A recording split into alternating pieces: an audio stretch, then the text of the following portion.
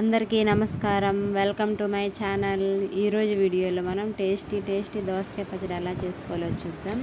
దోసకాయ పచ్చడి 2 విధాలుగా చేస్తారు. ఒకటి పచ్చిమిర్చి వేరుశనగపప్పు వేపి వాడ్చి చేస్తారు. ఇంకొకటి పొట్టి పచ్చిమిరపకాయలు వేసి చేస్తారు. మనం ఇవాళ వేరుశనగపప్పు పచ్చిమిర్చి ఆయిల్లో ఫ్రై చేస్తే ఎలా ఉండిద్దో చూద్దాము. ముందుగా దోసకాయ నీట్గా కడిగేసి చిన్న ముక్కలు కట్ చేసి పెట్టి బాండీలో కొంచెం ఆయిల్ వేసి పచ్చిమిర్చి ఒక గుప్పెడు వేరుశనగపప్పు కొంచెం చింతపండు వేసి వేపాలి.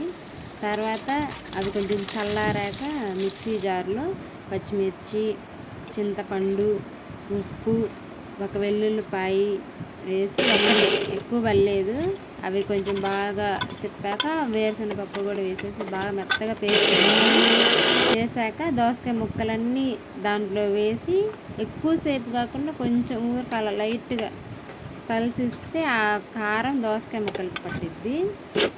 ఊరక జస్ట్ అలాగా. అప్పుడు దాంట్లో కొంచెం పసుపు వేసి మొత్తం కలబెట్టాలి.